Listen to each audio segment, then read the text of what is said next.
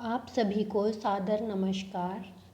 आज हम बस्ती व्यापक सिद्धिम पर बात करते हुए बस्ती व इसके प्रकार, द्वादश व्यापत्तियों के लक्षण व चिकित्सा आदि पर बात करेंगे। बस्ती की निरुक्ति। नाभि प्रदेशम कटि पार्श्वकुक्षिम गत्वा शकृत दोष संचयम विलोड्य, अर्थात नाभि प्रदेश, कटि, पार्श्व और उदर में जाकर मल और दोषों के संचय को विलोड़ित कर शरीर का स्नेहन कर मल और दोषों के साथ जो सुखपूर्वक भली प्रकार चली आती है उसे बस्ती कहते हैं। यह अनुवासन व निरूह बस्ती दो प्रकार की होती है। इसके अलावा स्त्रियों में गुदा मार्ग से दी जाने वाली उत्तर बस्ती भी होती है। व्यापद अर्थात निरूह बस्ती के अनुचित रूप से प्रयोग करने से उत्पन्न होने वाली व्यापत्तियाँ।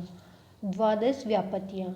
न अतियोगौ कल्माधमाने हिक्का हित प्राप्तिरूर्ध्वता प्रवाहिका शिरोंगारती प्रिकर्तः प्रिश्रवः आदि द्वादश व्यापत्तियाँ हैं। अयोग व्यापत्ति के कारण गुरु कोष्ठे अनिल पर्याय, अर्थात जिन व्यक्तियों का कोष्ठ क्रूर है वह कोष्ठ में वायु अधिक भरी है।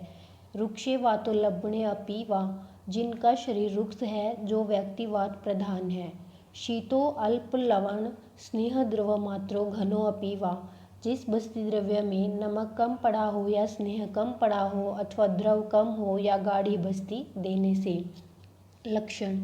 वात मूत्र शकृत गृहम, अपान वायु मूत्र और मल को रोक देती है।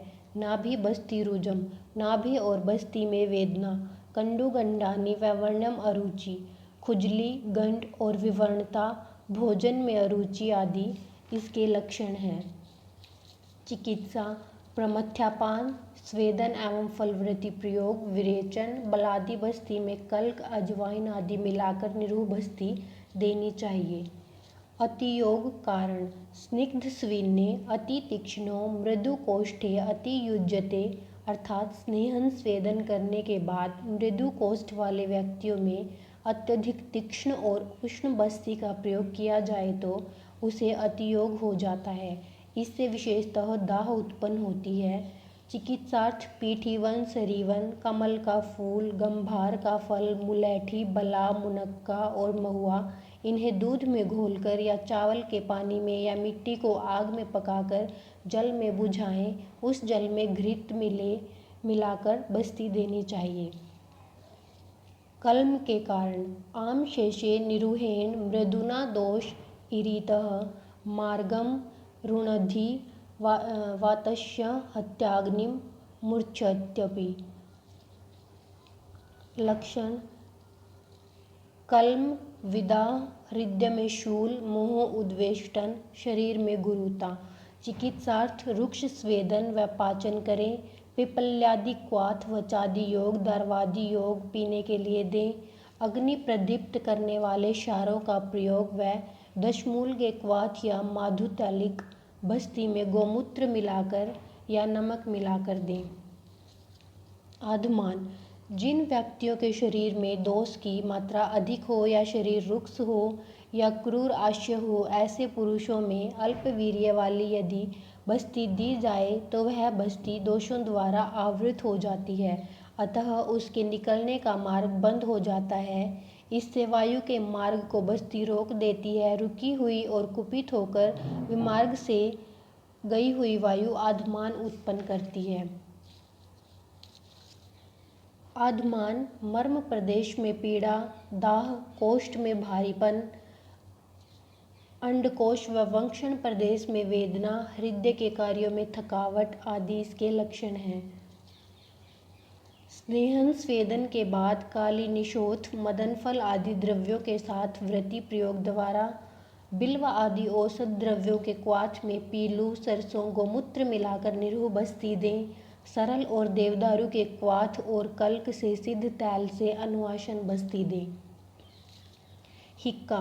मृदु कोष्ठ बले बस्तिर अति तीक्ष्णो अति निर्हरन कुर्यात हिक्का, अर्थात यदि मृदु कोष्ठ वाले एवं दुर्बल व्यक्तियों में अति तीक्ष्ण बस्ती दी जाए तो वह दोषों को अधिक रूप में निकालती हुई हिजकी को उत्पन्न करती है। इसके चिकित्सार्थ हिक्का रोगनाशक तथा ब्रह्मण चिकित्साओं का प्रयोग करना हितकर होता है।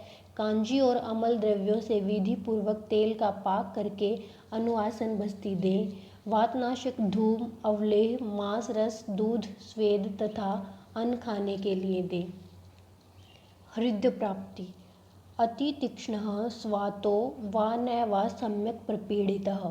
अति तीक्ष्ण बस्ती रोगी को देने से या नेत्र से वायु को बिना निकाले ही बस्ती देने से व बस्ती को उचित रूप से दबाकर न देने से हृदय प्राप्ति होती है। इन कारणों से हृदय में संघर्ष पैदा हो जाता है। ऐसी दशा में कास, कुश व इत्कट की जड़ तथा अम्ल व लवण स्कंध के द्रव्य एवं करील और बेर के फल से सिद्ध की गई निरूह बस्ती रोगी को दें। इसके अलावा वातनाशक द्रव्यों से सिद्ध तेल से अनुवासन बस्ती दें। ऊर्ध्वगमन। निरूह बस्ती देने के बाद आए हुए वात, मूत्र तथा मल के वेगों को रोक लिया जाए अथवा बस्ती पुटक की अति तीव्र वेग से दबाकर दी जाए तो औषधि का ऊर्ध्वगमन हो जाता है। लक्षण व चिकित्सा। मूर्छा होने पर सर्वप्रथम शीतल जल से मुख पर सेचन करें और पार्श्व व उदर प्रदेश को नीचे की ओर मर्दन करें। भयकारक वस्तुओं जैसे हाथी, घोड़ा, सिंह, सर्प आदि से डराने से औषध का ऊपर गया हुआ वेग नीचे चला जाता है। गला दबाने से प्राण उदान वायु की रुकावट हो जाने से अपान वायु गुदा प्रदेश में चली जाती है, वह बस्ती की औषधि नीचे आ जाती है। यदि बस्ती का द्रव्य पक्वाशय में जाकर रुक गया है तो उदर के ऊपर स्वेदन कराकर दशमूल क्वाथ से बनी निरूह बस्ती दें। यदि बस्ती का द्रव्य वक्ष प्रदेश में स्थित हो गया हो तो बिल्व आदि बृहत पंचमूल के कवाथ से बनी निरूह बस्ती दें। यदि बस्ती द्रव्य शिरः प्रदेश में स्थित हो गया हो तो नश्य धूम्रपान के साथ साथ सिर के ऊपर सरसों के कल्क का लेप करें। प्रवाहिका। स्निग्ध स्विन्ने महादोषे बस्तिः मृद्वल्पभेषजः उत्क्लिश्याशाल्पं हृद्दोषं जन्येत च प्रवाहिकाम्। अर्थात अधिक दोष वाले व्यक्तियों का स्नेहन स्वेदन कराने के बाद यदि उन्हें मृदु या अल्प औषधि बस्ती द्वारा दी जाए तो वह बस्ती दोषों को उभाड़कर थोड़े रूप में बाहर निकालती है। पूरे दोषों के न निकलने से वह बस्ती द्रव्य प्रवाहिका रोग को उत्पन्न कर देती है। इससे मूत्राशय और गुदा में शोथ, जंघा और उरु में शिथिलता, अपान वायु का अवरोध ये लक्षण उत्पन्न होते हैं। चिकित्सा करने के लिए लंघन कराने के बाद स्वेदन अभ्यंग के बाद दोषों को शोधन करके करने वाली तथा अनुलोमन करने वाली निरूह बस्ती का प्रयोग करें तथा विरेचन कराने के बाद जो रोगियों में आहार विहार कराया जाता है वह आहार विहार रोगियों में कराएं। शिरःशूल। दुर्बल, अधिक दोष वाले और क्रूर कोष्ठ व्यक्तियों में पतली, मृदु, शीतल अथवा अल्प मात्रा में दी गई निरूह बस्ती दोषों से आवृत हो जाती है। आवृत बस्ती से वायु का मार्ग रुक जाता है। वायु के मार्गों में बस्ती प्रवेश कर संपूर्ण शरीर या संधि में चली जाती है और ऊपर सिर में जाकर शिरःशूल उत्पन्न करती है। इससे ग्रीवा और मन्या में जकड़ाहट, सिर और कंठ में भेदनवत पीड़ा, इसके अलावा बधिरता, कर्णनाद, पीनस और नेत्र भ्रम हो जाता है। ऐसे रोगियों में नमक और तेल का विधि पूर्वक अभ्यंग, पर्धमन नश्य और वैरेचनिक धूम पिलाना चाहिए। तीक्ष्ण और वायु को अनुलोमन करने वाली द्रव्यों से पकाए गए स्नेह से स्निग्ध पुरुष को भोजन करने के बाद अनुवासन बस्ती दें। अंगमर्द। स्नेह स्वेदैर नापाद्य गुरु तीक्ष्णोऽति मात्रया यस्य बस्तिः प्रयुज्येत सो अतिमात्रम प्रवर्तयेत। अर्थात स्नेहन स्वेदन न कराकर जिन व्यक्तियों में गुरु, तीक्ष्ण तथा अधिक मात्रा में निरूह बस्ती का प्रयोग कराया गया हो तो वह बस्ती अधिक मात्रा में दोषों को निकालने लगती है। उस व्यक्ति के दोषों के अधिक निकल जाने से, अधिक मात्रा में व्यक्ति का निरूहण हो जाने से अंगमर्द होता है। इससे शरीर में ऐंठन, तोद, भेद, फरकाहट और जम्भाई उत्पन्न होती है। अंगमर्द होने पर शरीर पर तेल और नमक की मालिश कर गर्म जल से परिषेक करना चाहिए। रेड़ की पत्तियों के क्वाथ से तथा प्रस्तर स्वेद विधि से स्वेदन कराना चाहिए। गर्म बिल्व तेल सेंधा नमक मिलाकर निरूह बस्ती व अनुवासन बस्ती दे। परिकर्तिका मृदुकोष्ठ अल्पदोषस्य रुक्षस्य तीक्ष्णो अतिमात्रवान बस्तिर्दोषा निरस्यासु जन्येत परिकर्तिकाम। अर्थात मृदुकोष्ठ वाले तथा अन्य दोष वाले पुरुषों में यदि रुक्ष तीक्ष्ण और अधिक मात्रा में निरूह बस्ती दी गई हो तो वह दोषों को सीधे निकालकर परिकर्तिका रोग को उत्पन्न करती है। इससे त्रिक प्रदेश, वंक्षण प्रदेश और मूत्राशय में तोद उत्पन्न होता है। नाभि के नीचे वेदना उत्पन्न होती है। विबंध के साथ थोड़ा थोड़ा मल बाहर निकलता है।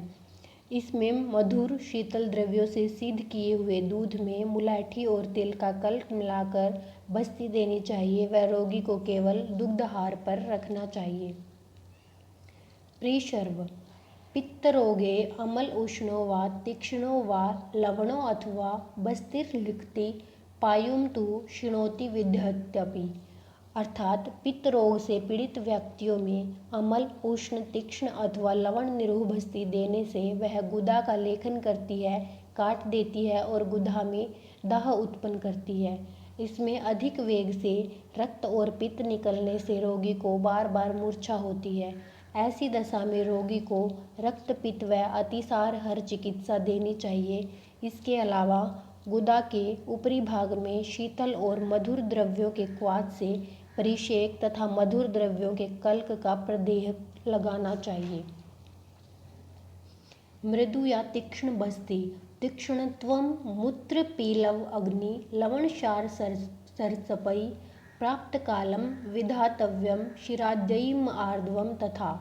अर्थात यदि गोमूत्र से पीलू, चित्रक, सेंधा नमक, यवसार और सरसों का कल्क मिलाकर बस्ती दी जाए तो वह तीक्ष्ण हो जाती है। यदि बस्ती दूध आदि मधुर और शीतल द्रव्य मिलाकर दी जाए तो वह मृदु हो जाती है। अर्थात दोष और कोष्ठ के अनुसार मृदु या तीक्ष्ण बस्ती दी जाती है। दोषानुसार जिन द्रव्यों द्वारा जिस दोष में जिस बस्ती का विधान है वह बस्ती उसी रूप में देनी चाहिए। बस्ती का प्रभाव आपदतल मूर्धस्थान दोषान पक्वाश्य स्थितः वीर्येण बस्तिरादते खस्थोर्को भूर्सानिम। अर्थात पक्वाश्य में स्थित बस्ती अपनी शक्ति के द्वारा पैर के तलवे से लेकर मस्तक तक रहने वाले दोषों को खींचकर निकाल देती है। जिस प्रकार आकाश में रहने वाला सूर्य अपनी शक्ति द्वारा पृथ्वी के रस को खींच लेता है। अंततः निष्कर्ष यह है कि जिस प्रकार रंग मिले हुए जल से वस्त्र केवल रंग को ही ले लेता है, उसी तरह स्नेहन स्वेदन से जिस शरीर में दोष पिघला दिए गए हों उस शरीर से निरूह बस्ती केवल मल को ही बाहर निकालती है। धन्यवाद।